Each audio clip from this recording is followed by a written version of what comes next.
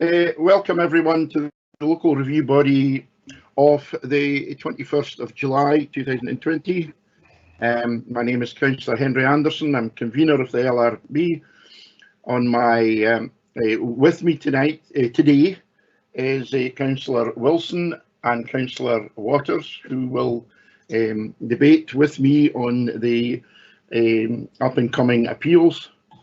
Also with us is Mr. Harrison, Planning Advisor to the local review body, who is not part of the planning department and has no previous involvement in any of the applications we have before us today. Also from legal, our legal advisor is Mr. Jeff Fogg, who's with us, and from committee services, Mr. Danny Williams. Before we commence the business of the day, can I inform you that today's meeting will be recorded and will be available on the Council's website. Also, can we have all electronic devices switched off or in silent mode? And can I ask the members if there's any declarations of interests on today's agenda? If so, speak up. No declarations, convener, from Willie Wilson. No declarations of interest from myself. Thank you, Councillor Waters. Can we note the minutes of the last meeting, which was the 22nd of June, I believe? 23rd of June. 23rd, noted. Noted. Happy to note. Happy to note. Right, now we've gone through these preliminaries, can we now move on to the first item, which is 4.1, erection of a dwelling house at land 15 metres north of Lee Park, Kenmore Street, Aberfeldy. And can I ask Mr. Harrison if he can introduce the application for review? Thank you, convener. As you say, this is a detailed planning application for the erection of a dwelling house at land 15 metres north of Lee Park, Kenmore Street in Aberfeldy. The application site concerns the subdivision of the rear garden of an unlisted Victorian villa fronting onto Kenmore Street. The site lies within Aberfeldy Conservation Area. It extends to some 420 square metres and contains a brick garage. Access would be from a private rear lane which serves 3 houses, and beyond that a path to other properties. Proposal is for a 2-storey house of modern design and materials. Externally, it would have white dry dash render walls and a natural slate roof. The upper level of the accommodation would be contained within the roof space. The existing garage would be retained. I'll maybe take you through the photographs now to illustrate this, but you might like to have page 41 to 46 available, which provides you with the location plan, the site plan, and drawings of the proposed house. The general sequence of the photographs will be the Kenmore Street frontage, the existing properties served by the rear lane, and then the rear garden ground of Lee Park. So turning first of all to the first property, the first photograph, I beg your pardon. This is us now looking at the adjoining property, Hartley. You're just catching Lee Park on the extreme left-hand side of the photograph, and then the rendered property, Hartley, and beyond that, Garden Villa. Then we move slightly to the left of that photograph. We then see Lee Park itself, and then stepping back from that, in the next photograph, we get the, shall we say, the full frontage of Lee Park as seen behind its hedge on the street. Swinging slightly to the left of that photograph again, we see the adjoining property to Lee Park. That's Rock Hill and Rock Hill Villa. It's a semi-detached property. In the next photograph, again swinging slightly to the left of that, we're looking down past Rock Hill Villa and Rock Hill to Fern Bank. So you can see from these photographs the general nature of the properties that front onto Kenmore Street. Moving down Kenmore Street slightly, we look slightly behind Rockhill Villa to Rockhill Villa Cottage, which was a conversion previously. Moving on from that, we then move to one of the properties referred to in the applicant's papers. This is the development at Cruachan, and you'll see the white rendered gable of the property set back from the street by the access road there. And again, you're starting to see the adjoining residential estate. And as we swing slightly to the left, the right of that photograph, we see the remainder of the estate. And this is on the road, I say, leaving Aberfeldy. In the next photograph, we then move down to the entrance to the rear access lane. And as we go up the access lane in the next photograph, we then see the first of the three properties that are served by the lane. This is the conversion of a former coach house. And then swinging to the right of that photograph, we have an adjoining modern property called Tarransea. Swinging round again slightly to the right of that photograph and slightly further up the lane, we have, we have first of all the Conservatory of Tarransea, and then to the right of that photograph, in the next photograph, we have the adjoining property. Moving up the lane slightly, we see the frontage of that adjoining property, and then in the next photograph, again moving up the lane a little bit further, we see the path that leads through to Dalween. If we go up that path, which is the continuation of the access, we can see into the rear area of Dalween itself. So from that, we turn round, as it were, and come back down the path, looking in the direction we've just come in a westerly direction, that is.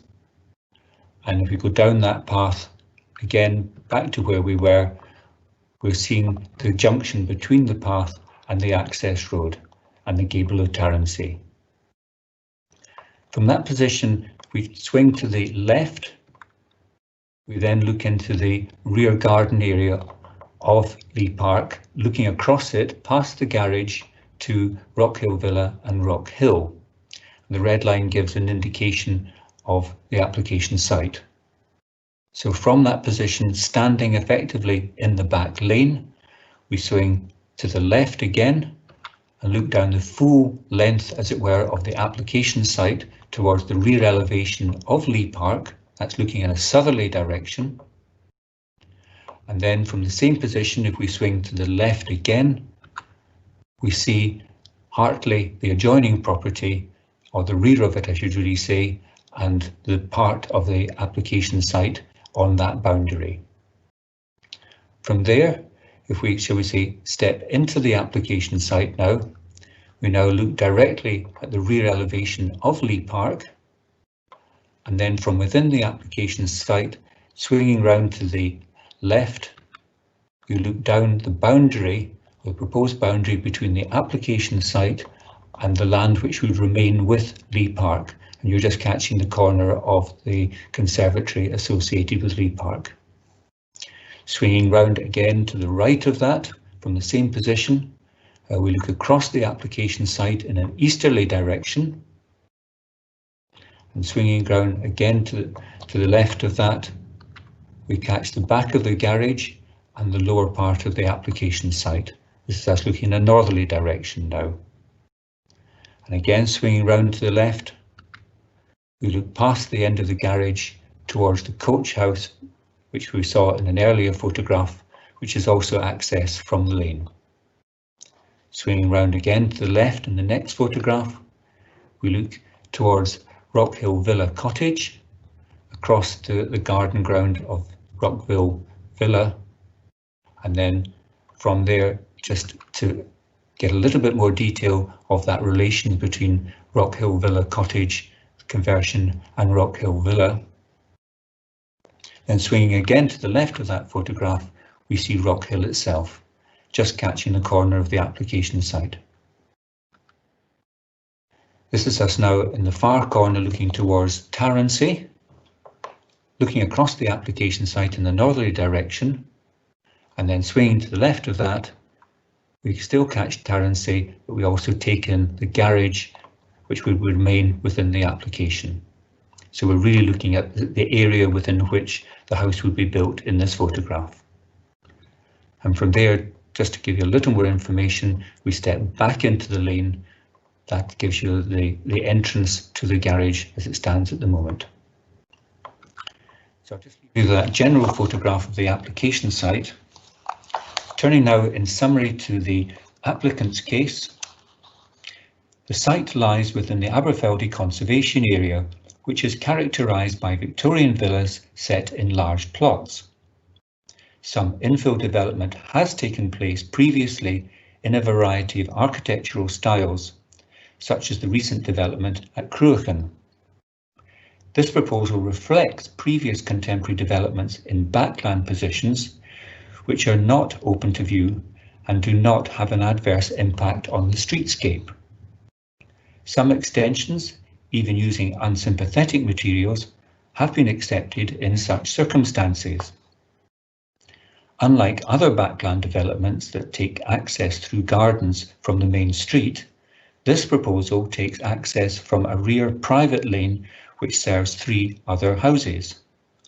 Consequently, the proposal is not seen as setting a general precedent regarding backland development. The main house footprint meets the Council's plot ratio standard of 25%. The Conservatory only increases this to 29%. The plot ratios at Rockhill and Rockhill Villa are some 22%. The plots to the west and north are of similar or smaller size. It is noted that the footprint of the existing garage would be within the allowance for permitted development if the plot was out with a conservation area. There are many local and recent examples where development does not meet the 9 and 18 metre separation guidance distances in the interests of privacy. In this case, privacy at ground floor level could be achieved by screening on the boundary. Overlooking from the first floor level would be from pitched roof rather than vertical windows. This is seen as less onerous. Regarding possible overshadowing, the ridge height of the proposed house is comparable to the neighbouring houses. It is noted that, at midsummer, there would be some overshadowing of the neighbouring property to the east during the afternoon and evening. In conclusion, the proposal is seen as being similar to the backland developments in the conservation area that have been approved at Cruachan. That development was assessed as being acceptable in terms of plot ratios and modern architectural styles. Turning now in summary to the officer's report of handling. The site has previously been the subject of an in-principle planning application for a house in 2000. This application was refused. The proposed design is viewed as being reflective of a suburban house, including the proposed large conservatory. A higher standard of design is normally required for development within a conservation area, which predominantly contains attractive stone properties. The existing modern houses built in the 1980s and 90s are not seen as representing current good practice in this context. Even although the access would be from the rear lane, the proposal is viewed as backland development of a rear garden area. Regarding residential amenity, the proposal, including the garage, would have a plot ratio of some 34%, which exceeds the council maximum standard of 25%, which is considered generally necessary to secure adequate residential amenity. The proposed plot would occupy some 45% of the main garden area. The Victorian villas in this part of the conservation area are characterised by substantial gardens. In addition, the proposed house would be as close as 3.5 metres from the boundary and 10.5 metres to the conservatory of the existing house. This is viewed as being uncomfortably close. The proposed plot would be overshadowed by the existing house. The proposed house is assessed as overshadowing the garden ground of the house to the east during the evenings. In conclusion, the proposal is assessed as failing to meet the requirements of a development which would preserve or enhance the character and appearance of the conservation area, in this case typified by Victorian villas set in spacious plots. The proposal would remove a substantial area of rear garden ground.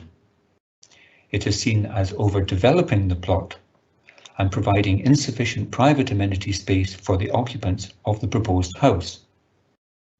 It is also seen as fundamentally changing the character and appearance of Leigh Park to the detriment of the conservation area. In so doing, it is also considered as setting an undesirable precedent. Turning to representations, in this case there has been one representation which mainly expresses concern regarding an unwelcome precedent being set regarding backland development. The design is considered to be inappropriate. There is also concern in relation to visual impact, overlooking, overshadowing and overdevelopment. In this case, the applicant has neither requested a site visit nor a hearing. Thank you, Convener.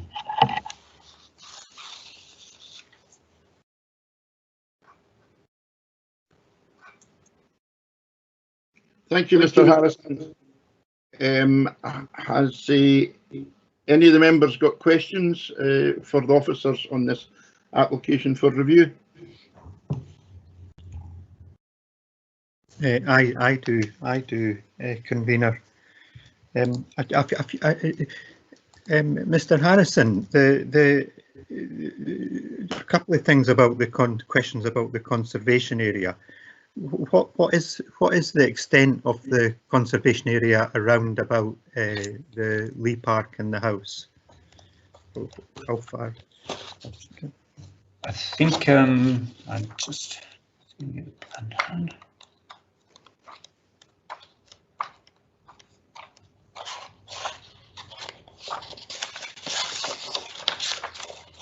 I think if you turn to page 14,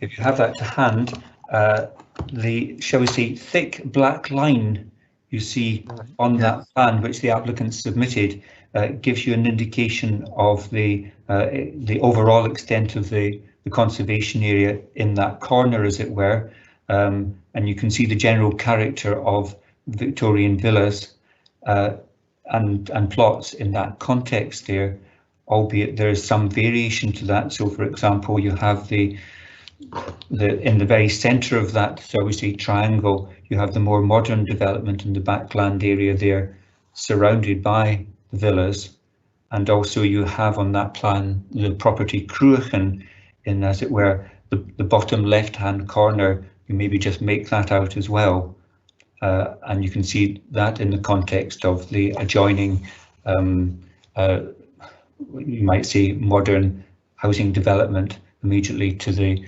western side of that.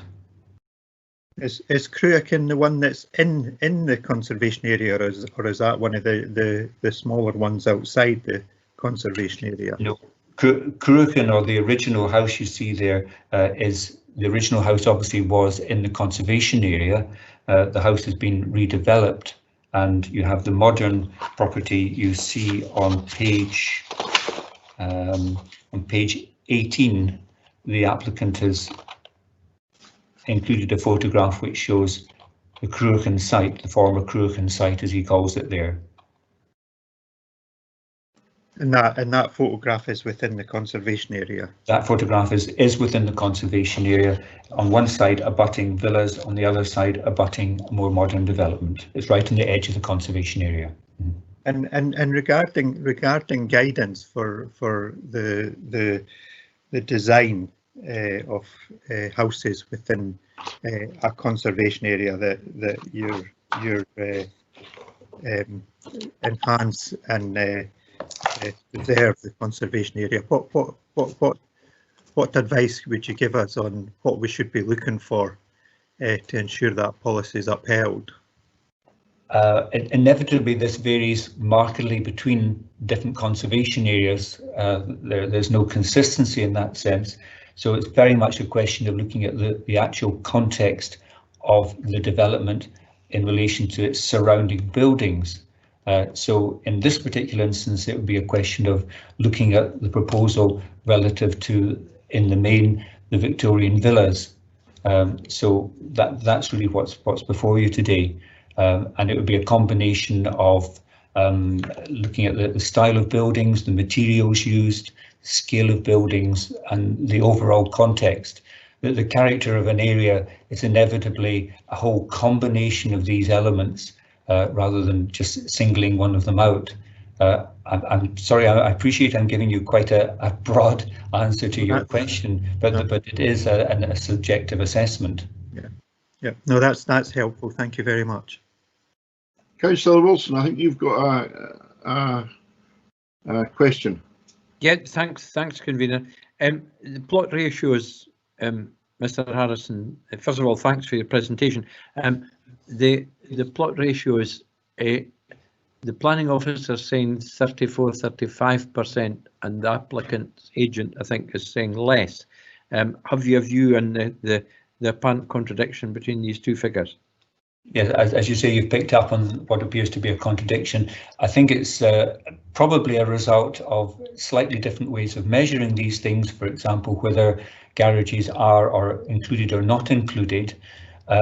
The site would appear to be in the order of about 420 to 450 square meters. Then the amount of development of the site in total, taking the existing garage and the house, would appear to be getting towards about 200 square meters. It's something in that order. So it's probably closer to, shall we say, the officer's assessment than possibly the applicant's assessment. But having said that, there are different ways of measuring these things. And at the end, it still inevitably is, shall we say, a degree of subjective assessment, especially in a conservation area, as to whether or not the plot ratio, or the degree to, if I can put it that way, the plot ratio should guide you. Inevitably, in some parts of the conservation area, there might be quite tight developments, which may be quite appropriate. In other places, it may be more appropriate to look at larger plot ratios. So I would stress, treat the plot ratio as guidance rather than something being critical as to whether or not it's, shall we say, 2 or 3% more one way, or rather on the side of any particular, and I use the word loosely, standard that the council might adopt. Okay, thank you, convener. One more question, I think, and it's a slightly broader one. The applicant's agent made quite a strong case, or advocated a strong case for some of the existing buildings being already backland development, but some of the objectors equally had pointed out in fairly vigorous terms that these were conversions of properties that had already been there, or had been improved properties. The pictures were particularly helpful, but given some of the examples, for instance, that are immediately next to Lee Park, the Rock Hill Cottage complex, if I can call it that. These are original stone-built houses, Mr. Harrison. Am I correct in thinking that? Although some of them have been altered and extended. Yes. First of all, I think there is only one representation. I think you suggested there might be more than one, but I think there's only one representation. But as you say, they've gone into more detail as to how some of these, should we say, additional properties to those fronting onto the street come into effect by, for example, the conversion of what are understood to be former stable buildings. Yes, as you say, there are some, I've obviously illustrated some properties that are more modern, but the properties such as the coach house are conversions. I hope that answers your question. Thank you. And the house that's opposite, almost opposite the plot, the new house that we saw the picture of Tarancy, Yes, that is a new build. yes, On what was presumably a vacant area of land. that's my understanding. Yes. Yeah, but it I don't know about the detail of this, but it had a separate access and wasn't part of a backland development, as far as I can understand. Well, it has, its access is from the lane, which is related to this application as well. So in that sense, it would share the same means of access as the proposal. I'm fine. Okay, thank you for that. I have no questions. I think the ones I was going to ask has already been asked. Members, can we proceed to determine the application for review based on the information that is before us? That is information contained within the papers and the presentation by the planning advisor. Are we happy to proceed? Councillor Waters. Happy to proceed. Councillor Wilson. Happy to proceed. Councillor Wilson, do you wish to start the debate? Okay, thanks, convener. We've had quite a good volume of information and writing in this, convener, and we've also had the advantage both of Mr. Harrison's presentation, but also a very excellent number of photographs that shows us quite clearly the site and also its relationship to the lane, the access and the surrounding areas. These things are never easy to determine, convener, and it's always a balancing process as far as I'm concerned. And I've read carefully all the written papers we've got, particularly the representations from the applicant. However, after weighing all of that up, I find that I would need to support the planning officer's view on this and the reasons for refusal. And I cannot really depart from that in this particular instance. The particular things in mind I have are, and I'll come to the reasons for refusal in a moment, convener, but just to articulate my main points, I think the plot ratio size is important. Lee Park has a very big garden at the moment. Nobody could dispute that, but this house, if given consent, will virtually eliminate that, and I think not help the amenity of Lee Park or the immediate surrounding properties. So the reasons for refusal that are contained on page 27 of our papers, convener, there are three, and I just want to briefly reiterate these. The first one is that the proposal is contrary to policy. Now, when this report was written, we were still on LDP 1 and we're now on LDP 2. So I think the correct wording, and Mr. Fogg could keep me right on this, is that the proposal is contrary to policy 28A of conservation areas - new development of the adopted Perth and Kinross LDP 2, which is dated 2020. If I've got any of that wrong, I'm sure our legal advisor will keep me right. And the second one is the proposal is contrary to policy P1, which is placemaking 1 of the adopted Perth Kinross Local Development Plan 2, PD LDP 2, which again is dated 2020. I think it's important if we're explaining to the applicant that these legalities are outlined, convener. And 3, the proposal is contrary to policy 17, residential areas of the adopted Perth Kinross Local Development Plan 2, 2020. hope I've got that right. I'm happy to have any of the detail corrected, but I would therefore move that we don't support the review, and we go along with the planner's view with these amendments on the wording. Councillor Waters, do you wish to Thank you, give convener. your views on this development? Yes, I think you know, given the information that we've been given, given the papers, I do not feel that this development enhances or preserves the conservation area. I think there's in my view, there's no question that the gardens with these houses is an important part of that conservation area. And you know, I also would have concerns that this would, as you know, articulated by the officer, that would create a precedent, and the gardens could all vanish, which I think would be to the major detriment of the conservation area in this location. So. And I'd like to echo Councillor Wilson's reasons for refusal, and I am more than happy that we uphold the officer's decision with this. Thank you. Thank you, Councillor Waters. Yes, I agree with my two colleagues that to uphold the officer's decision.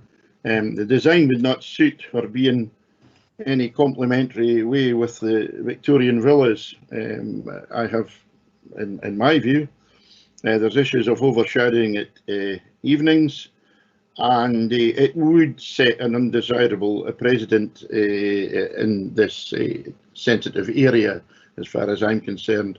A modern building behind these Victorian villas would definitely be backland development that would be unacceptable. So it's unanimous that we agree with the officers, the planning officers, in this case. Thank you. Mr. Fogg, you maybe want to pick up in any points that we have made there. Convener, no, there's I noted the reasons for refusal which Councillor Wilson was advancing, which are clearly stated, and as he explained, an update from the former superseded local development plan. So there is no further clarification that I require in these circumstances. Thank you very much, Mr. Fogg. Mr. Harrison, can we move on to 4.2? Which is a review of conditions 3, 4, 5 and 7 attached to planning consent for 19-01510 full planning erection of dwelling house. I'll let you speak over from there. Thank you, convener. As you say, it's a detailed planning application for the erection of a dwelling house, garage and retaining wall, in part retrospective, at the former council offices Newton Terrace, Blairgowrie. The applicant's house and its neighbour have been erected and are now occupied. The review consists of, the review contests the requirements of planning conditions 3, 4, 5 and 7 of the planning permission. This two-storey house, along with its neighbour, has been erected on the site of the former council offices. This development has involved significant ground engineering, resulting in a substantial difference in levels between the two properties and the erection of a substantial retaining wall. I'll maybe just take you straight to the photographs now, but you might like to have page 103 and 104, which provide you with a location plan and a site plan, and pages 123 to 132, which provide you with the proposed plans of the house and also the retaining wall. The general sequence of the photographs will be the houses as seen from Newton Terrace, views from the applicant's property, and then views from the neighbouring property. So the first photograph we have here is, say, looking up Newton Terrace towards the applicant's house, which is Horsa, and then the adjoining property. And even in this photograph, you can see the retaining wall sloping down from Newton Terrace down to these properties. And of course, we have the garage in the front garden area of the applicant's house. Moving, as it were, up the street a little bit in the next photograph, we now just get a little more detail of that difference in levels between the two properties. And you can also see the general nature of the form of the two properties, with Horsa being set up at a higher level than the adjoining neighbour's property. Again, in the next photograph, moving up the street, we see the two properties and the retaining wall quite clearly in this photograph. And also you can see the degree of separation between the two properties. Moving up the street a little bit further, the next photograph, we're now looking down right, as it were, on top of the retaining wall. And you can see the higher level with the shall we say, on the left-hand side of the photograph, where the applicant is in the process of installing a metal fence, because obviously there's a very substantial difference in levels between the two here. And obviously you can see the lower level with the parking of the adjoining neighbour's property. Swinging round to the left of that photograph in the next, we look across the, shall we say, the parking area and catching the garage of the applicant's property and looking across to the neighbours. Then moving on to the next photograph, we're now standing, as it were, at the top of the retaining wall, looking down into that rear bedroom area, the windows serving the bedroom area, which is referred to in the papers, and of course the parking area associated with the applicant's, the neighbour's property there. Then moving on into the next photograph, we're now standing effectively in the entrance of the applicant's house, looking across the parking area, and you can see the edge, the sloping edge of the retaining wall on the adjoining property. Moving on and swing round to the left of that photograph, we're again in the same position, but again looking down the other retaining wall, which shows the difference in levels between the parking area and the applicant's garden area, which is set down below, and there'll be further photographs from that lower level later on. Moving on to the next photograph, we're now at that lower level, and you can see the retaining wall in the applicant's property there, and looking at the gable and the side entrance into the neighbour's property there. And this, I would say, the fence line is shown indicatively at that point.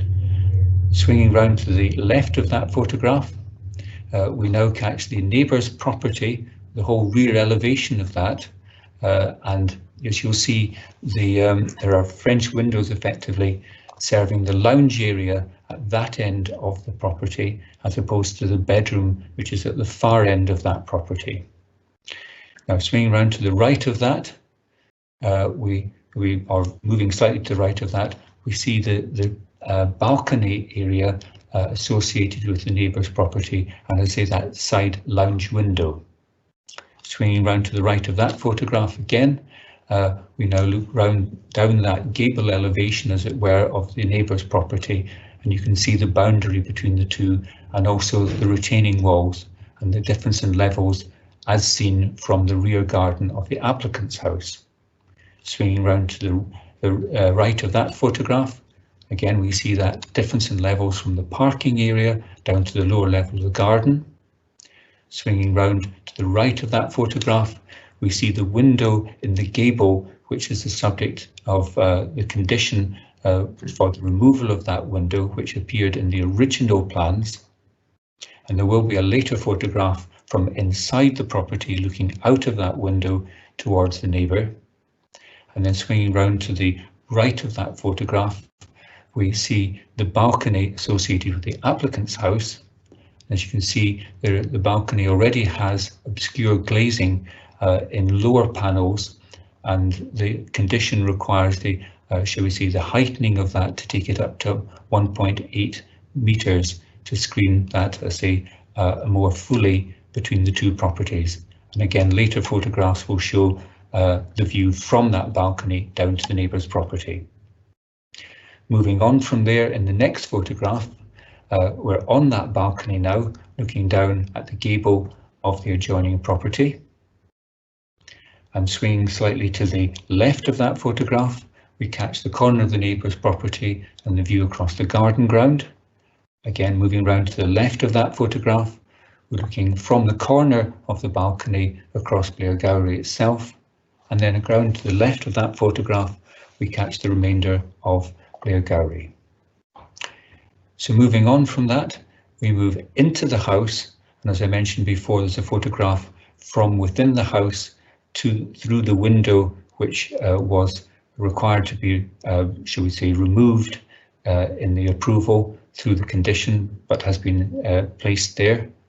That was part of the original proposal. And then moving on into the next photograph, we move into the adjoining property now, and there'll be a number of photographs in this adjoining neighbour's property. First of all, looking at the retaining wall from that parking area, and swinging round to the right of that photograph, we see the remainder of that retaining wall, and of course the two properties relative to each other. Moving on from that, in the next photograph, we're now looking down the length of the retaining wall there. You can see the condition of that. Now, just to be clear, I haven't put a red line as I would normally do, indicating the boundary and the extent of the application site, because I'm not absolutely convinced exactly where that line runs. As you can see, you have the retaining wall and then a strip of ground and then another wall, which would appear to be in the adjoining neighbour's property. Where the boundary line runs there, I'm not absolutely sure. Moving on to the next photograph, we get a bit more of a detail just to show you that there are weak poles in the retaining wall. And moving on into the next photograph, we see the retaining wall at the, shall we say, the highest end, and the extent to which the boundary may be where you see the ending of the white render in the centre line there. Again, it's not completely clear. Moving on and back from that, in the next photograph, we catch the corner of the other end of the retaining wall at the south end. And then in the next photograph, we have the return of that wall and the lower garden area of Horsa, and again the lounge window that's referred to in the papers. Swinging round to the right of that photograph, we see the balcony again from that window position of the bedroom. And then moving from there into the next photograph, we see that lounge window from the adjoining property, and you're catching a little bit of the balcony as well to show you that relationship. And swinging round to the right in the next photograph, we get the full balcony. So moving on to the next photograph, I'll just leave you with that as a part of the general position of the site. Turning first of all, in summary, to the applicant's case, any planning conditions need to be necessary, relevant to planning, relevant to the development, enforceable, precise and reasonable in all respects. In this case, these conditions have been imposed to protect the residential amenity of the adjoining house to the south.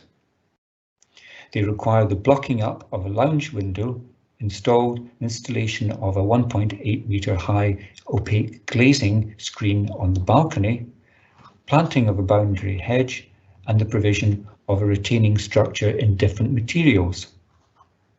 The site lies within the residential streets of Blairgowrie Conservation Area. It extends to some 0.125 hectares and is of a similar plot size to its neighbours. So turning first of all in relation to conditions, Condition 3, the lounge window is at first floor level and some 9 metres from the boundary. As such, it complies with the Council's standard for maintaining privacy between properties. There are no directly opposing windows. The privacy of the adjoining house is already compromised by views in from the public street. This condition is therefore not considered to be either necessary nor reasonable. Turning now in relation to condition 4, the southwest side of the balcony is 9 metres or more from the boundary with the neighbour. Consequently, the condition is seen as being unnecessary and unreasonable. Regarding condition 5, the requirement to plant a hedge on top of the retaining wall is expected to compromise the integrity of that wall. This is therefore not necessary, as the privacy of the neighbour's property is already compromised by being overlooked from the public street. In relation to condition 7, the proposed white dash render is seen as appropriate, as this reflects the walls of the houses. The neighbour has declined access to undertake this work. The requirement on the neighbour's property to plant a hedge on this boundary will screen the wall. Therefore, this condition is also seen as unnecessary. In conclusion, conditions 3, 4 and 7 are considered to fail to meet the tests for planning conditions, as they are unnecessary to maintaining residential amenity. A revised form of condition 5, which does not affect the integrity of the existing retaining wall, would be acceptable. Turning now in summary to the officer's report of handling, the redevelopment of the former council offices site has been the subject of a number of planning applications. This application is retrospective in part, as the works deviated from the approved development in a number of respects, notably in relation to the changes in ground levels and the erection of a retaining wall, which did not gain planning permission as part of the original approval. This application was concerned with the prospective impact on the appearance, height, scale, massing, material finishes and colours involved in these additional works on the residential amenity and the wider conservation area. The minor changes to the design of the house and the garage were seen as being in accord with the local development plan. The retaining wall is some 3 metres at its highest point, tapering down to the east. The difference in levels between the parking areas of the two plots is some 4 metres. Due to the height of the wall, the intention to finish this in white render is seen as oppressive for the adjoining household. As the wall is set at a lower level, the impact from the public road is seen as relatively limited. In conclusion, it is considered that a more sympathetic material is needed to break up the visual impact of the wall to make this aspect of the development acceptable in relation to residential amenity, to a limited extent the character of the conservation area also. The retaining wall is close to the ground floor bedroom window of the adjoining house. This raises the prospect of potential loss of daylight and overshadowing. The degree of overshadowing has been assessed on the basis of the Council's placemaking guidance. It is anticipated that the retaining wall will limit available daylight to this north-facing window. However, the bedroom is served by a second south-west-facing window, which will also receive sunlight. The north-facing window is not seen as the main source of light, especially taking account of the need to provide a hedge on the boundary to assess potential overlooking concerns. Consequently, the retaining wall was assessed as being acceptable overall. Regarding overlooking, there is scope for overlooking from the applicant's parking area down into the neighbour's property. This led to a condition requiring the planting of a screen hedge. In addition, following discussion with the agent, the plans were revised to remove the south-facing window on the lounge and to install a 1.8 metre high opaque glazed screen to overcome prospective concerns regarding overlooking. These aspects of the revision have been confirmed through the planning condition, as well as appearing on the approved plans. The neighbour has drawn attention to surface water discharging from the applicant's parking area into his property. Consequently, a condition requiring the provision of a surface water drainage system has been added to the planning permission. Turning now to representations, one representation was submitted mainly concerning the impact on residential amenity from the loss of daylight, visual amenity and overlooking. The impact on the character of the conservation area site levels and surface water drainage were also referred to. In this case, there is a request for a site visit from the applicant, but there is no request for a hearing. Thank you, Convener. Thank you very much. Thank you very much for that very comprehensive presentation, the photograph. Members, have you got any questions to the officers on this matter? Councillor Waters. Thank you, Convener. Just on procedure, I personally, and I'm not sure what my colleagues think, we feel that because of the most of these issues have a residential amenity and it's about overlooking on the neighbouring property, I would feel more comfortable, and I certainly would request that we do a site visit with this. Obviously, a socially distanced and safe site visit, and feel that would be more beneficial and help to understand the overlooking issues, which, you know, the photographs are great. They definitely give a good understanding of the site, but it's very difficult, I feel, to judge the levels of overlooking. Two elements to that, and I'm not sure if these would be possible or competent or able to deliver, but potentially with the opaque screen on the balcony, if it would be possible, and the applicant was happy that we could get access to that, so we could look at for ourselves and see you know what overlooking issues and from the window if the applicant is welcome.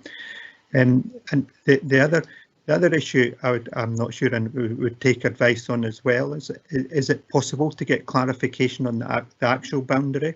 I think Mr. Harrison in his report said there was a bit of ambiguity about the actual line of the boundary between both properties. If it's competent to do it and there is a way of doing it, would it be possible to get clarification of that before a site visit? Thank you. Thank you. Councillor Wilson, I don't think that was a question. I think that was more a statement, but Councillor Wilson, what's your views? Is there any questions?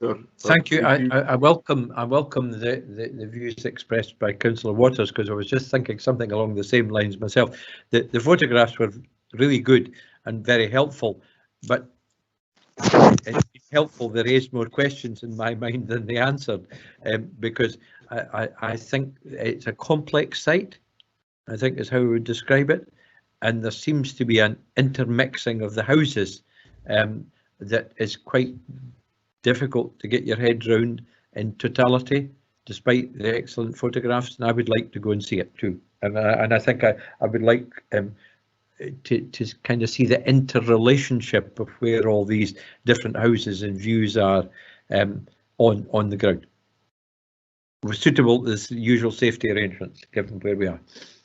Well, thank you for that, Councillor Wilson. It seems to be that we've actually morphed into from asking questions to requesting an accompanied site visit.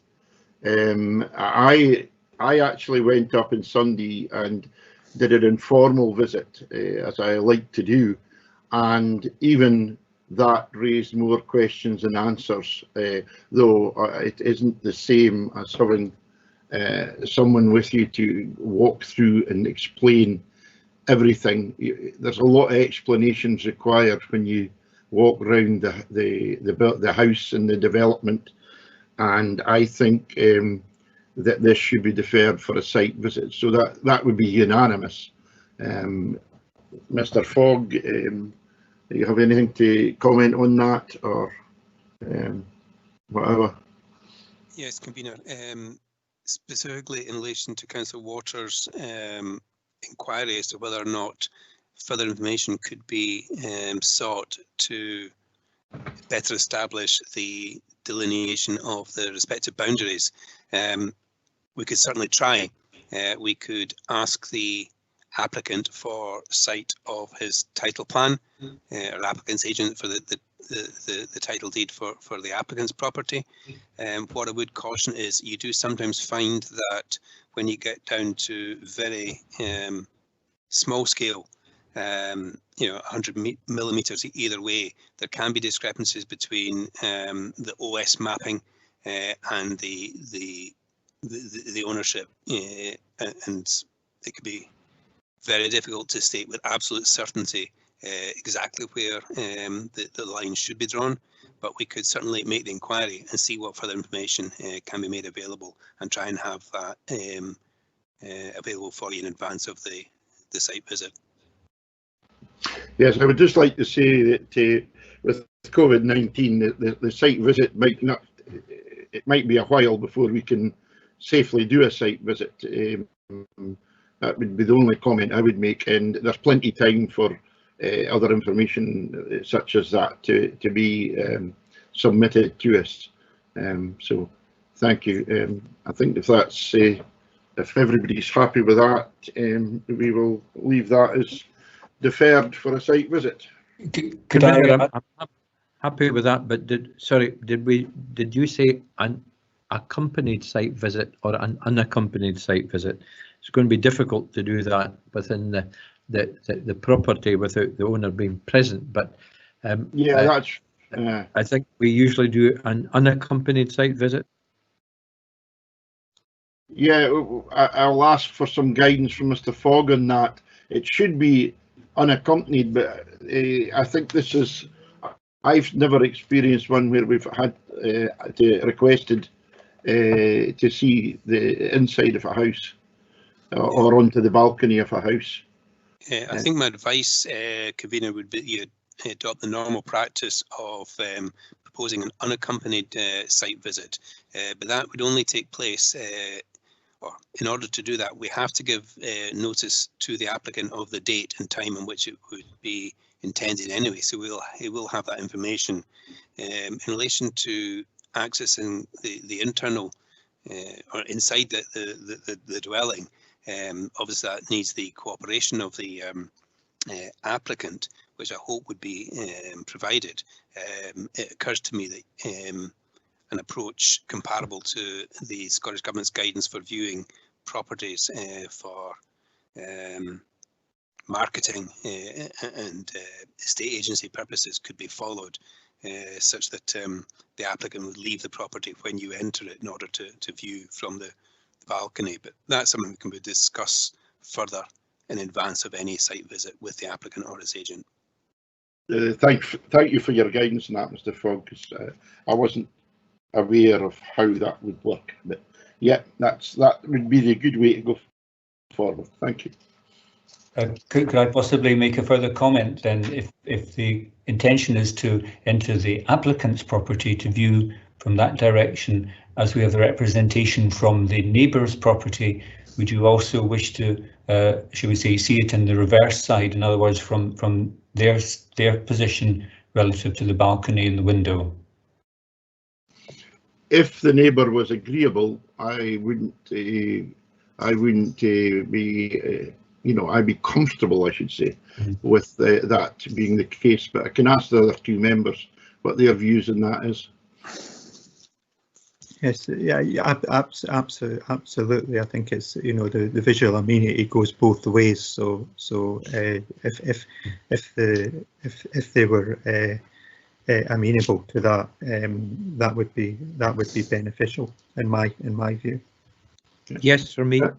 Yeah, that's fine. If that can be arranged, that's even better.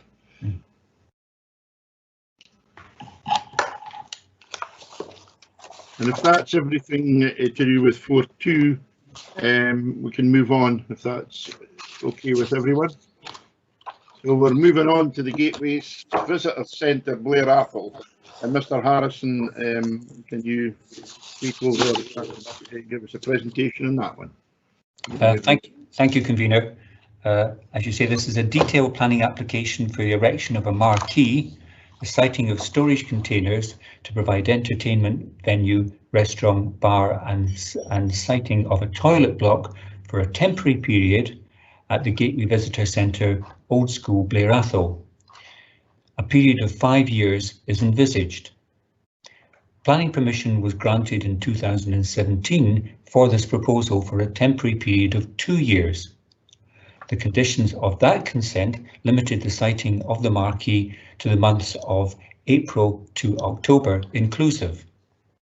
The days and hours of operation and the type of performance were also specified. Broadly, this involved no music on Mondays and Tuesdays, non-amplified music on Wednesdays and Thursdays, and amplified music on Fridays, Saturdays and Sundays. The venue to be closed by 12:30 p.m. at the latest. The application site forms part of a group of buildings, including a restaurant, a fish and chip shop, visitor centre, museum, bike hire and toilet. The site lies within the Blair Athol Conservation Area. A Category B listed church with a publicly accessible car park lies to the north of the site. The site is located within the Blair Castle Historic Garden and Design Landscape. I'll just take you to the photographs now, but you might like to have page 171, which provides you with the location plan and site plan. There are also plans of the marquee and the container units. The general sequence of the photographs will be the site from the public road and the adjoining listed church, the buildings abutting the site, and then the site itself. So in this first photograph, we see the River Tilt and the chalet park from the public road. That's just next to the bridge over the river there. And then there'll be 1 or 2 photographs swinging round, as it were, to the right of that. The first one showing the intervening park area, and you're just catching one of the buildings there, and then swinging right of that. We now take in the site itself, which is beyond the red roof you see there. It's as it were, it's tucked behind that, the red roof being the fish and chip shop. We have the tourist information building on the extreme left-hand side of the photograph, and then the museum, which is a stone building, and behind it the tower associated with the listed church. So that gives you the general context. And of course we have the parking area serving those various buildings immediately in the front of it as well. Swinging slightly to the right of that photograph again, we're just looking past the building, as it were, we're looking up in the northern direction, up the main road, and we have the entry to Blair Castle just in the far distance, as it were. And if we go up the road in the next photograph, we are now opposite the graveyard associated with the church, the red line showing the area behind the buildings, which will be occupied by the marquee and the other various facilities. So this is us looking east across the graveyard, as it indicates there. We swing slightly to the right of that photograph and move down the road just a little bit to the entrance into the church. We're still catching a little bit of the application site, and of course some of the other stone buildings.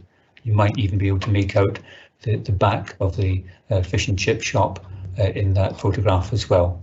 So this is a relationship between the site and the listed church. We move around a little to the right of that again in the next photograph and step back a little bit. That gives you a bit more of an indication of the general frontage through which the application site would to some degree be visible. And then if we move slightly to the right of the photograph again, we go to the far side, as it were, to the parking area I mentioned earlier, to the line to the west of the church, and to say, looking across the open graveyard, we can see the application site indicated in red, and then beyond that you might just pick up the red roof of the tourist information building. So going back up the road, as it were, in the next photograph, we're now looking in a bit more detail at the museum building, associated car parking area, and swing slightly to the left of that. We're just catching the gable of the museum building, but we're picking up some of the other buildings, such as the fish and chip shop. You'll see there the old post office, and also the white building beyond, which is the toilet block, the public toilet block. So moving up from that position in the next photograph, say we catch the post office in a little more detail, the fish and chip shop and the public toilets. Swinging slightly to the left of that photograph, we get the tourist information building, which is sort of set a little bit at right angles to that group. And then beyond that, we see the gap between the fish and chip shop leading in towards the application site itself. So if we move into the next photograph, we see that gap in more detail, and we're beginning to pick up some of the buildings and units within the application site over the fence, as it were. So swinging slightly to the left of that photograph and stepping back beyond it, we're now gone past the rear of the tourist information building, and we're now at the back of the application site and catching the public toilets. So we'll swing slightly to the left of that photograph to give you the, again, part of the public toilets, but the access into the application site now. And what is in the foreground is the application site behind the Harris fencing, and then we're catching up the roofs of the museum building in the far distance. Swinging slightly to the left of that photograph again, we're now getting the application site, the entrance into it, and we obviously have the listed church beyond. And again, a little bit to the left in the next photograph, we now move to see the edge of the application site in a little bit more detail, and see the church beyond. So these are some of the units that are present on the site that are referred to in the papers that would basically become part of the bar facilities. Moving slightly again to the left of that photograph, we're just catching the boundary. That's the southwestern corner, and the large tree in the southwestern corner there. And again, you can pick up slightly beyond that, we have these units. And again, moving slightly to the left of that photograph, we're now looking down that boundary with the graveyard and the back of the porta cabin type, or I should say the container type units. Moving this down the opposite direction, moving to the right, in the next photograph, we're looking back towards the toilet block and the tourist information building. And then again, a little bit to the right in the next photograph, we're looking to the back of the fish and chip shop and some of the other units that are there across the application site. And I think you can probably see the dismantled marquee lying on the ground there. Moving on, again, slightly to the right of that photograph, we look down, shall we say, the main body of the application site to the basically the back of the hall. So I'll just leave you with that general photograph. Turning first of all, in summary, to the applicant's case. The applicant's eventual intention is to erect a permanent building to replace the marquee, but it is difficult to generate sufficient funds as the site is only operating for some 7 months of the year. It is anticipated that a music venue has the potential to provide a source of noise disturbance. A noise management plan has been undertaken to minimise, monitor and record the potential impact to the satisfaction of the licensing authority. The nearest noise sensitive property is some 100 metres away, and there would be an estimated 40 decibel loss over that distance. Measures to reduce noise include acoustic lining to the marquee, 2 shipping containers as bars, rubber matting, and care in the direction of speakers. There is also a complaints procedure in place.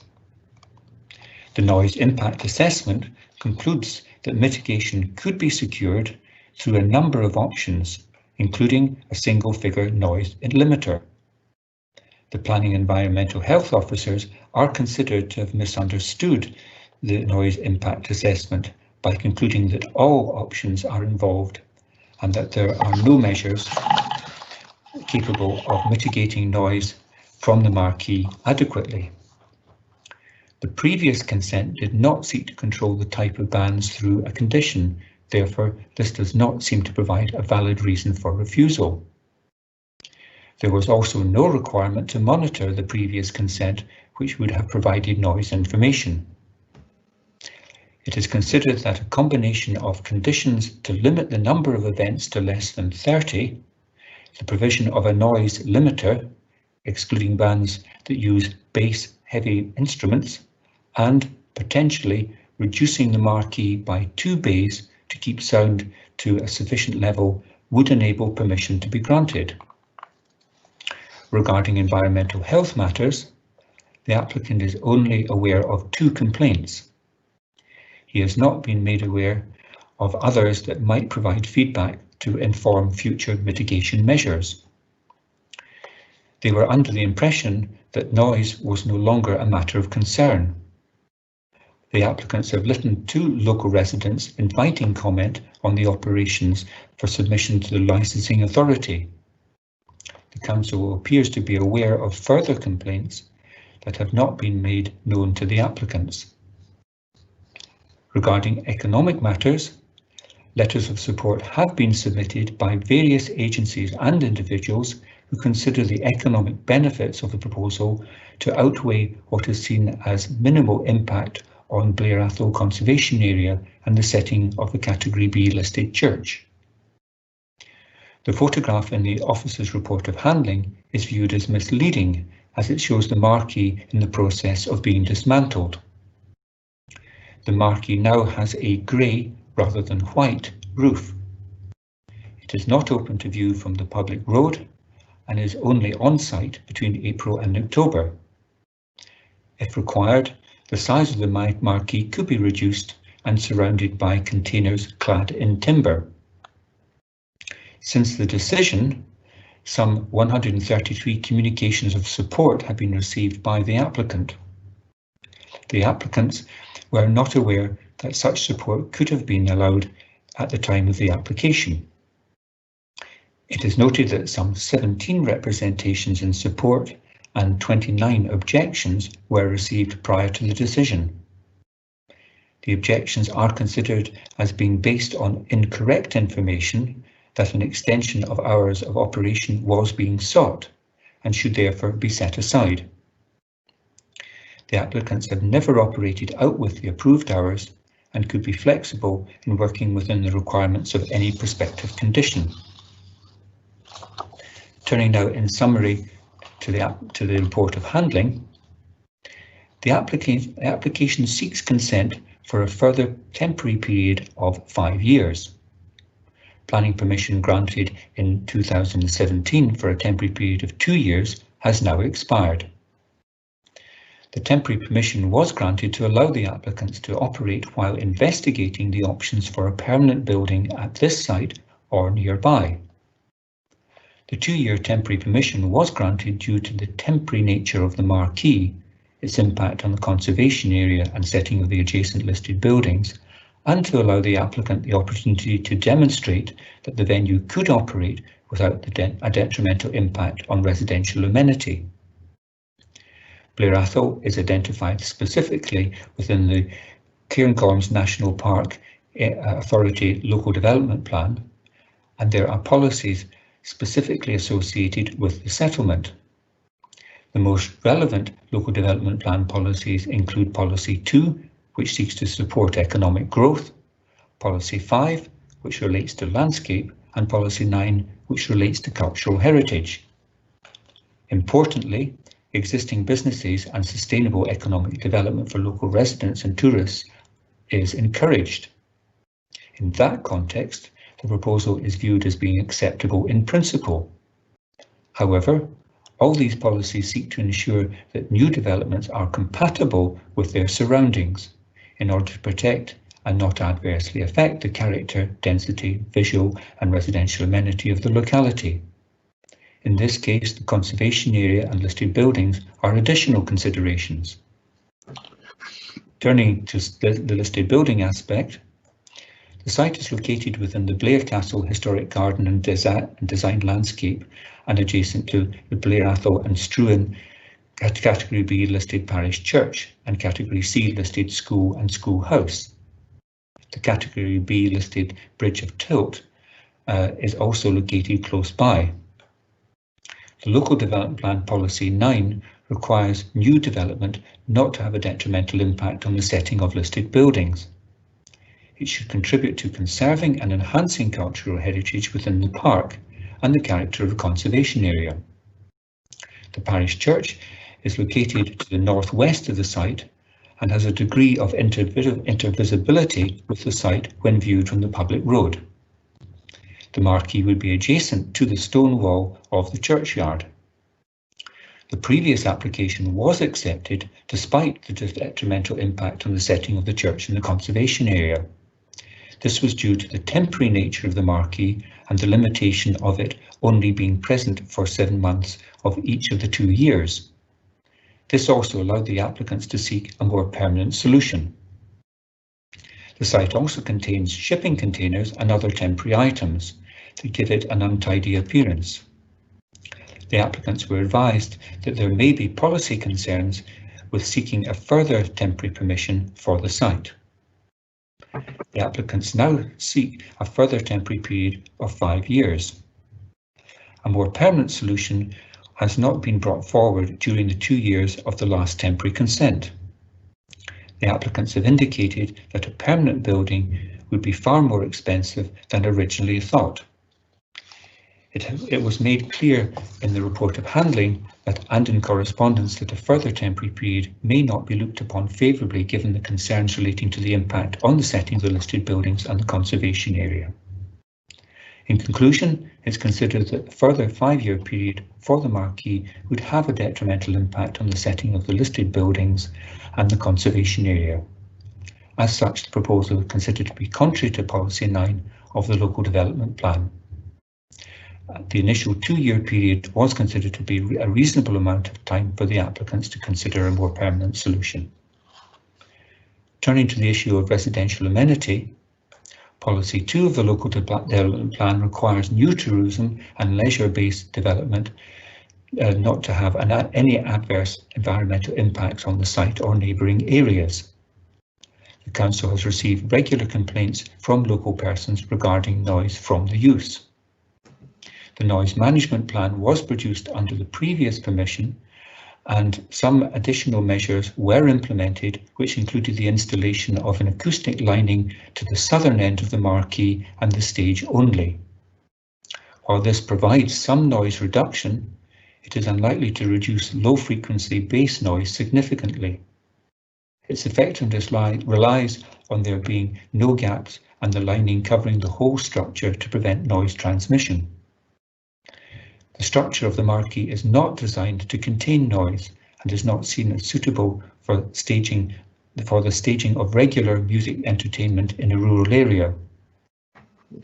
A physical noise barrier along the southern boundary of the site is sufficient height and mass would be needed to minimise the transmission of noise. The nearest noise-sensitive residential properties are at the River Tilt Caravan Park. The methodology for the requested noise impact assessment was agreed with Environmental Health prior to being undertaken. Perth and Kinross Council criteria seeks a maximum increase of 5 decibels above background noise levels for the proposal to be acceptable. The noise impact assessment concludes that the operation of the venue would result in a 10 decibel above background noise level being achieved. This is effectively doubling the noise level in comparison to the Perth and Kinross's acceptable criteria. The noise impact assessment also concludes that low frequency noise-based music is predicted to be plus 19 decibels above existing background noise levels. Environmental Health have concluded that these levels are not acceptable. The noise impact assessment confirms that, and I quote, the marquee does not provide any measurable sound insulation performance. It's noted that section 5.06 of the noise impact assessment recommends that, and I quote, music events are held within a more permanent structure. It also indicates that a combination of options, including a permanent structure, the use of noise limiters, and a restriction of types of bands and instruments used are required to reduce noise levels. The noise impact assessment states that noise limiter would be a valuable form of mitigation. However, it is highly likely that this would involve reducing bass frequencies to a minimum and could therefore heavily impact on the enjoyment of the music. The 29 letters of objection received all raised concerns relating to the impact of noise from the use that the use has on residential amenity. These letters have been received following the temporary period of 2 years, which was granted to allow the council to make an informed decision as to whether the noise generated by the use of the site would impact on residential amenity. The applicant could have installed a noise limiter and monitored noise levels during this period. Given the operation of the site to date, it is concluded that the use of a noise limiter would not be a realistic sole form of mitigation for the site. Furthermore, the mitigation within the noise impact assessment states that I quote, combination of mitigation would be required. A restriction on certain a restriction on certain bands and limiting the type of instruments to be used within the marquee is not considered to be a matter which could be readily enforced by the planning authority and therefore fails to meet the requirements of the circular in relation to planning conditions. The noise impact assessment concludes that there is no specific mitigation measures which could be employed within the marquee which would protect the amenity of local residents successfully and meet Perth and Kinross criteria regarding noise levels. It recognises that these standards could be met by a permanent building for a noise mitigating design with appropriate use of noise limiters. However, that is not what is proposed in this application. The Planning Authority is required to consider the proposed impact upon residential amenity based upon the marquee proposal. Turning now to economic development and economic benefit, national and regional policies seek to support economic growth whilst respecting environmental and residential considerations.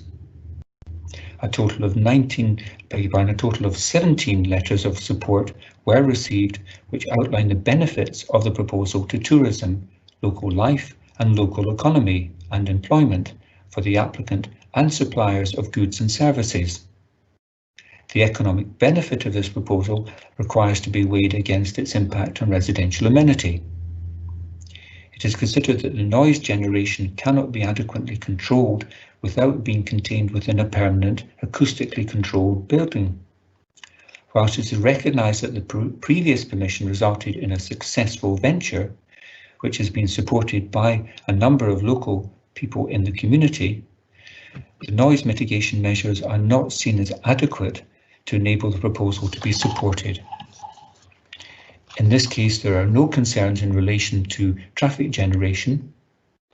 As previously mentioned, there have been 29 letters of objection to the proposal concerning noise, late night music, impact on residential amenity. The proposal also needs better structure or marquee, as the marquee is not considered to be suitable. It is considered that the operating hours should not be extended beyond 11 p.m. There is some concern in relation to antisocial behaviour and litter and the need for better management and control. There has also been 17 letters of support for the proposal, and these raise the following. They consider the proposal enhances the character of Blair Atholl, supports economic development, employment and tourism that benefits the local area, and it's considered to be a great venue for family-friendly facility, and there are no other alternatives of a similar facility in the local area. Thank you, Convener. Thank you, Mr. Harrison, for that, again, very comprehensive presentation with the photographs, etc. Before I ask the other two members for questions, can I ask one question that, considering that over a third of the objections referred to extended hours, has there been any request for extended hours in this application? Not within the planning application. as far as I'm aware, no, thank you. Thank you. And secondly, is the proposed permanent building to be on the same site? My understanding is when the application was first considered in 2017, the option of it being on this site or some other location in the area was what was being investigated at the time, or at least considered at the time, I should say. So I don't think it's a question that it in some way was being limited to having to be at this particular site. Yes, but yeah, okay, thank you. Councillor Wilson, do you have any questions? Councillor Wilson? I'm here. Yep, thank Yeah. you. Yeah, you wanted to ask a question anyway. I sort of see you. Thank you. A couple of questions. I was just looking through some of the letters of or notes of support there. Mr. Harrison, what's the nearest? You said there was a domestic residence within 100 metres. I'm on page 171 with a helpful wee site plan. Is that the old schoolhouse, or is it further away than that?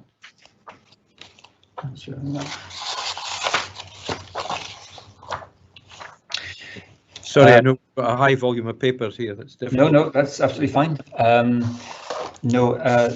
My understanding is that for the purposes of the noise measurement, the schoolhouse doesn't appear to be taken as the nearest residential property.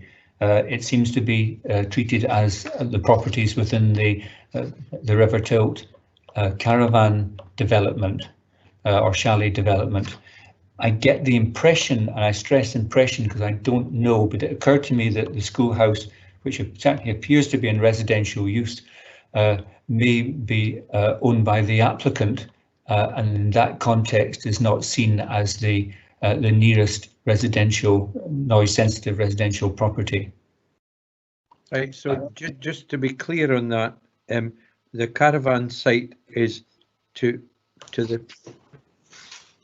immediately on the site plan we've got is immediately below the, not immediately, but I think across the valley, or maybe across the river, in fact. No, sorry, the River Tilt site is actually not on this particular plan. If you're looking at this plan and you see the adjacent area, shall we say, to the northeastern side where it says picnic area. Yep. If you continue in that direction up what is a straight road, you cross the River Tilt, which you saw in the earlier photographs, and it's immediately on the far bank, as it were, of the River Tilt. I could certainly go back to the first photographs just to illustrate that for you, if that helps. That would be helpful. It's just I see on 171 that there is a caravan park situated what seems to be across a valley anyway, with contour lines. Yes, yeah. If you go back to C1, yep. that gives you the River Tilt and the caravan park and the chalets there, and then if you swing through the next two photographs, please, Osdray, that's adjacent to that, so the same position but swinging round and then again swinging round again. That gives you the relationship. Okay, that's helpful. Thanks for that. My second question, convener, is this is within the Cairngorms National Park area. Am I right in thinking that the Cairngorms National Park Authority have not objected to this application? No, the general situation is that, as you say, technically the National Park are the planning authority for the purposes of determining applications for this area, but there's this relationship that they have the opportunity to call in an application effectively to themselves should they choose to do so. In this instance, they've chosen not to do so, mainly I think because it involves an environmental health type consideration and they're not the Environmental Health Authority, but the National Park, I think I'm just going to try and get the appropriate page to hand, but I think you'll find it on page 279, gives their response. Yeah. And what they're really saying, it doesn't, the proposal doesn't raise issues for them as a national park. Right. So in effect, there's two things. First of all, they haven't called the application in, and they haven't raised an objection. That's correct. Thank you. Councillor Waters, do you have a? Thank Any you, questions? thank you, convener. Just couple of quick questions. The 5 years that the applicant's asking for, extra 5 years, does that commence from the time of this decision or the time the application was initially put in? Just trying to understand that first. Well, it would normally run from the date of the, assuming a planning consent was being granted and it was for 5 years, it would run from the date of the planning consent. In this case, of course, there isn't a consent. They are really, and we're in a slightly unusual situation with the lockdown as well, which is an added complication without me into that. But normally, I say, it would run from the date of a consent. But it is, shall we say, at the discretion of a planning authority in granting a temporary consent to do so either for a period from a date of a consent or to actually specify a date for a temporary consent to run to, and that might be, shall we say, if you're minded to grant consent for this, it might be something you want to clarify, because of course the consent only relates to a period, a summer period within any one calendar year. So actually specifying a date might be just as helpful as shall we say, a blanket number of years, just to clarify matters. And just regarding, not a noise expert or from, but there's no, read enough to realise that there is recognised issues with noise generated from such a venue. And regarding the current application, given that we're not noise experts and wouldn't second guess what could potentially be put in to enhance any noise mitigation, can you give any thoughts or on that?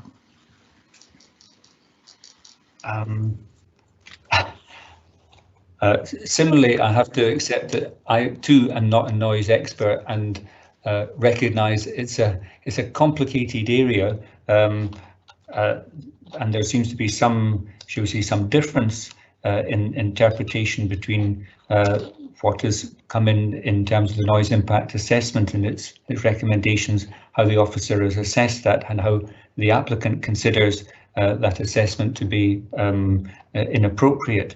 In terms of giving you just comments, I mean, we have suggested means of at least ameliorating or mitigating the impact of noise in different ways, such as the reference to the noise limiter, which of course would be an additional expense for the applicant.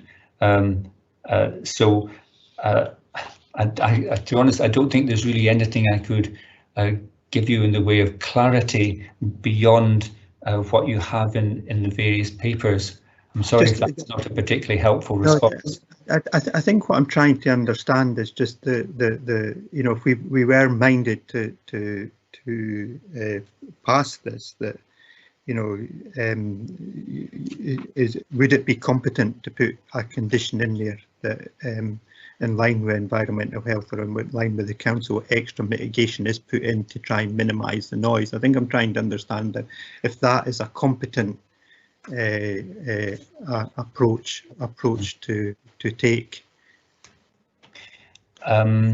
Yes, I mean, it is competent to try and put in measures which you think will limit the impact on residential amenity. There of course can be quite a number of difficulties when it comes to the practicalities of enforcing that, and also it can be it can be even present difficulties in terms of monitoring it. And if those, shall we say, additional requirements that you're thinking about are expensive requirements, or requirements which, for example, as is mentioned, may affect the enjoyment of the music, you may find yourself in a discussion as to whether those conditions are in fact reasonable in the circumstances where you have the prospect of granting consent for something to happen and then seek to control it in a manner which makes the operation of it so limited that it is no longer particularly attractive to the applicant or the people enjoying the facility. So all I'm really saying in all this is it is complicated. To answer your question, it's technically something you can do if you're seeking to control amenity, although it may not ultimately overcome the issue, and it's also very, very difficult to tell that in advance, but there can be complications there. I would just caution you in that sense. Thank you. Is that all the questions that we have for officers at the moment? I've got a question for Mr. Fogg, if I may, please, convener. And notwithstanding the discussion and debate we're about to have, but if we were minded to give a temporary approval on this, would the applicant required to submit another licensing board application?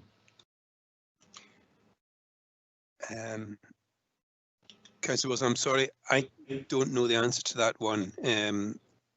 It's some time since I've been directly involved in liquor licensing, and I don't have information as to what entertainment license or liquor license they may have at the moment, and what the limitations of that are. So I'm sorry, I just don't know the answer to that one. Apologies for putting you on the spot, sir. Yeah. Can I ask Mr. Fogg a question? If we were minded to grant this application, could we condition that no amplified music after 10 o'clock? Because if one has a family on a holiday outing and the family is pitching itself as a family event, it would not be unreasonable to say that the live music finishes at 10. Would that be competent, Mr. Fogg? Yes, I think it would be competent. At the moment, it's conditioned so that it stops at 11 o'clock. But if you consider, for the reasons you've just given, being a family-orientated operation, a 10 o'clock cessation of amplified music is more appropriate, then I consider that would be competent for you so to do. I'm sorry to spring that on my colleagues. Perhaps during the debate we can consider this. So members, can we proceed to determine the application for the review based on information that is before us? That is information contained within the papers and the presentation by the planning advisor. Is everyone happy to proceed? Yes. Yes, happy to proceed. Councillor Waters, will you take the lead on this debate? Yes, convener, thank you. There was a lot of papers here to go through. There is a very complicated issue. There's two major elements to it in my eyes that are at loggerheads. One, we have a well documented that there, given the marquee, given the nature of the marquee, there will always be noise issues related to it, and the prediction that there will always be complaints. We also have, and this is especially in light of COVID-19 and the lockdown, which has had a major impact and is currently having a major impact on tourism, which is a major asset of Scotland, and it's important that we encourage the economic development of places like this, and it's a challenge trying to come to something that protects our tourism industry, but at the same time protects the amenity of individuals from the noise. I would like to propose, and I'm happy to have a discussion with colleagues on this or debate this, but that we offer an extension on the license. Given all the timing, and given that I don't think it's necessary to have a 5 years extension on this application, and the timings with COVID on already losing this season. Can I ask if it would be competent to allow an effectively a 2-season extension on this, which I think would take us up to October 2022, and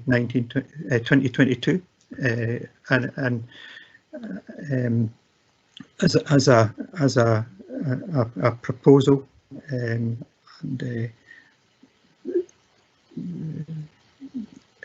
if that is deemed competent. Okay. Councillor Waters, what about the hours? Are you quite happy to allow them to continue to the hours they have at the moment, or would you be looking to change any of that, condition any of that? I'm happy to discuss that. I think if my colleagues feel strongly that controlling the hours, I would certainly happily include that. I think the other thing that I would like to really include within it as well is from a legal perspective, take advice on the exact wording, but that this 2-season extension would be there would be wording put in the reasoning to that this was to allow the applicant to find and look at a permanency, a building that's able to properly dampen the music going out as is highlighted in the report, and that there's some section, possibly at the beginning that just states, I think I understand that you can't legislate it with a policy and a condition, but just some wording that says that this is set out to allow the applicant time to investigate and implement a more permanent solution that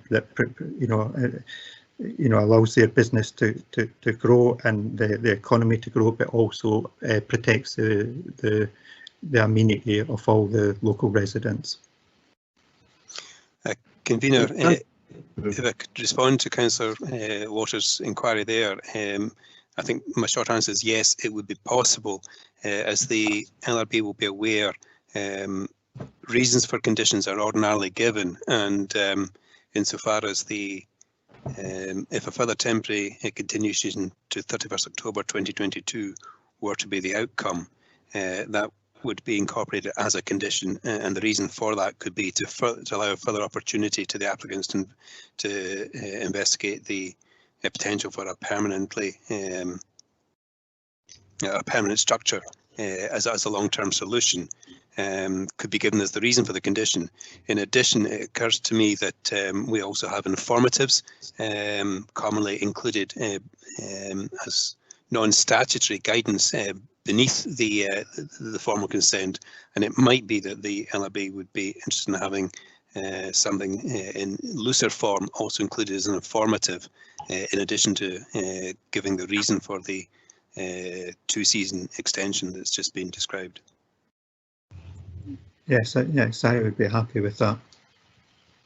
Thank you. Councillor Wilson, do you wish to have a view on this? Yep.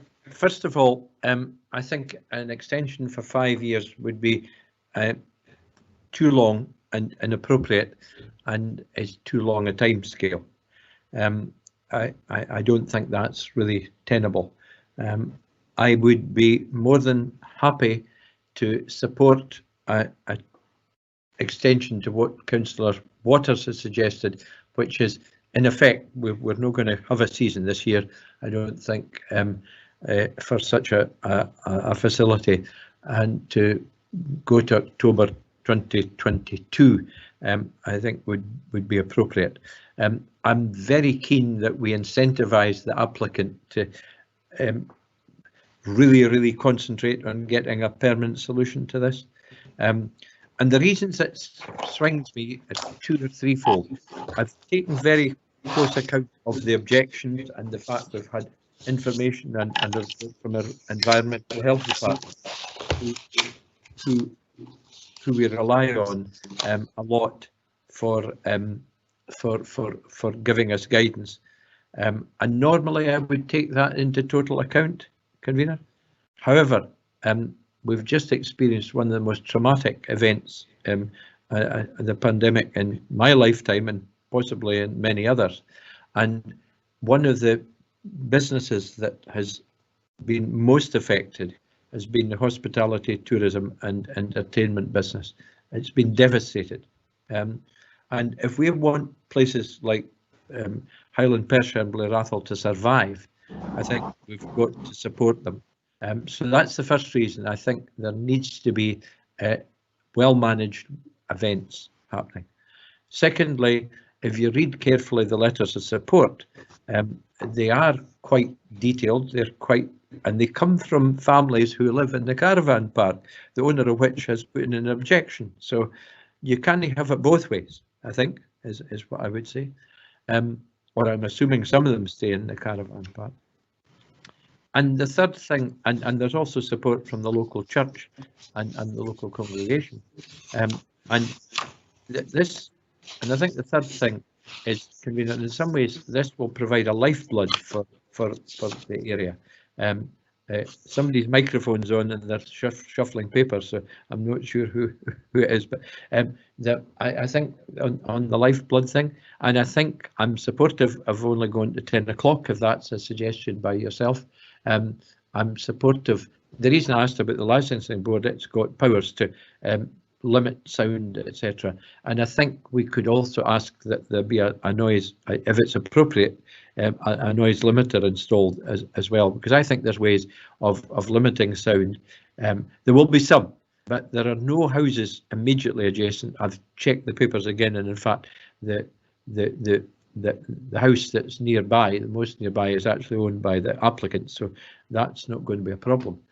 So on balance, I'm in favour of a 2022 extension, and 10 o'clock seems reasonable to me. Thank you. Thank you, Councillor Wilson. When I referred to 10 o'clock, I was thinking if you were given a 5-year extension. I too feel that 5 years would be too long, especially if we didn't have some control on when amplified music finishes. However, the consensus is that we give a 21-22 and a narrative clearly advising the applicant that they really need to find a permanent structure if they're going to continue beyond that. That's not. I've made some notes here, and I mean, we seem to be that there's a degree of controversy that goes beyond planning with this matter. However, COVID-19 has since it came on the go, and it's really impacted Highland Perthshire. We need to have an element of encouraging more modern offerings for visitors in Highland Perthshire, and this development offers that. 21-22 seasons to me is more accessible, and if we approve this marquee, the benefit to the area financially and employment wise can outweigh the noise issues from the objectors, who mostly are concerned more with extended hours, which does not exist in this review. So I take on board that we maybe need to look at the hours. On reflection, 10 o'clock for the 2 years is maybe a bit severe, but they did say in their applications at 11 o'clock. So perhaps it should be amplified music not to continue after 11 o'clock. But with my two colleagues, we can possibly discuss that and find out which is the better way forward. My concern, sorry, convener, if it's okay to come in here. Sure. My concern with restricting the hours too much, the ideal outcome with this is we have a thriving event, tourist attraction, event, music place within the area. If we restrict hours too much with what's happening, or make the business less feasible, the challenges with the applicant and trying to make the case or justify and finding the finances to do a more permanent solution will become more challenging. And this is about finding the best solution to protect the tourism, to protect the business, while understanding the local amenity is very important. So it's to give every chance to do that. So I would be hesitant and restricting the music too much, and I think the current 11 o'clock for the amplified music is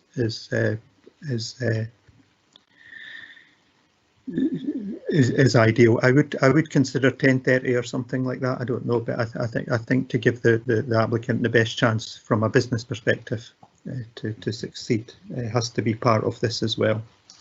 Can I say, Councillor Waters, the applicant says the music doesn't go on beyond 11, but I believe on Saturdays and Sundays it goes on till midnight, or maybe half-past midnight. But someone could, perhaps Mr. Fogg, can confirm that. But so basically you're saying 11 o'clock would be a good time.